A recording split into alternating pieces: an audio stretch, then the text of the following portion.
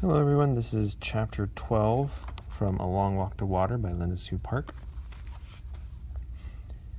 Chapter 12. An Iron Giraffe.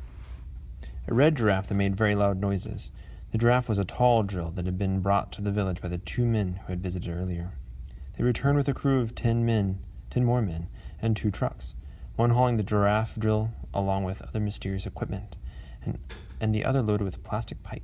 Meanwhile, the land was still being cleared. Naya's mother tied the baby on her back and walked with several other women to a place between the village and the pond. They collected piles of rocks and stones and tied them up into bundles using sturdy cloth. They balanced the bundles on their heads, walked back to the drilling site, and emptied the rocks onto the ground. Other villagers, using tools borrowed from the visitors, pounded the rocks to break them into gravel. Many loads of gravel would be needed. Naya didn't know why. The piles of gravel grew larger every day. The clangor of machinery and hammer greeted Naya each time she returned from the pond, unfamiliar noises that mingled with the voices of men shouting and women singing. It was the sound of people working hard together, but it did not sound at all like water. Itang Refugee Camp, Ethiopia, 1985. Mother, mother, please! Salva opened his mouth to call out again. The words did not come. Instead, he closed his mouth, lowered his head, and turned away. The woman in the orange headscarf was not his mother. He knew this for certain, even though she was still far away, and he had not seen her face. Uncle's words came back to him. The village of Lunarik was attacked, burned. Few people survived. No one knows where they are now. Uncle's words came back to him.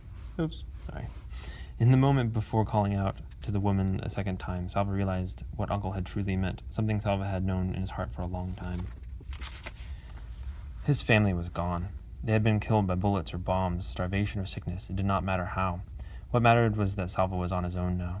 He felt as though he were standing on the edge of a giant hole, a hole filled with the black despair of nothingness. I am alone now. I am all that is left of my family. His father, who had sent Salva to school, brought him treats like mangoes, trusted him to take care of the herd. His mother, always ready with food and milk, and a soft hand to stroke Salva's head. His brothers and sisters, whom he had laughed with and played with and looked after. He would never see them again. How can I go on without them? But how can I not go on? They would want me to survive, to grow up and make something of my life, to honor their memories. What was it Uncle had said during that first terrible day in the desert? Do you see that group of bushes? You need to only walk as far as those bushes. Uncle had helped him get through the desert that way, bit by bit, one step at a time. Perhaps Salva could get through life at the camp in the same way. I need only to get through the rest of this day, he told himself, this day and no other. If someone had told Salva that he would live in the camp for 6 years, he would never have believed it. 6 years later, July 1991, they are going to close the camp. Everyone will have to leave. That's impossible. Where will we go?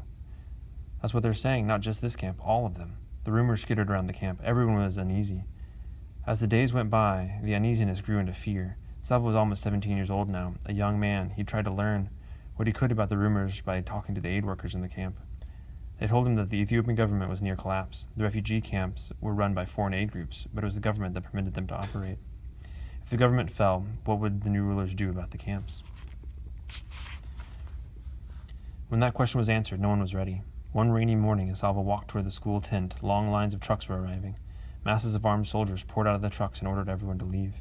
The orders were not just to leave the camp, but to leave Ethiopia. Immediately there was chaos. It was as if the people ceased to be people and instead became an enormous herd of panic-stampeding two-legged creatures.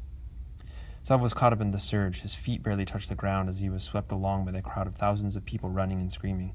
The rain, which was falling in torrents, added to the uproar. The soldiers fired their guns into the air and chased the people away from the camp. But once they were beyond the area surrounding the camp, the soldiers continued to drive them onward, shouting and shooting. As he dashed ahead, Salva heard snatches of talk. The river! They're chasing us toward the river. Salva knew which river they meant, the Gila River, which was along the border between Ethiopia and Sudan. They are driving us back to Sudan, Salva thought. They will force us to cross the river. It was the rainy season. Swollen by the rains, the Gila's current would be merciless. The Gila was well known for something else, too. Crocodiles.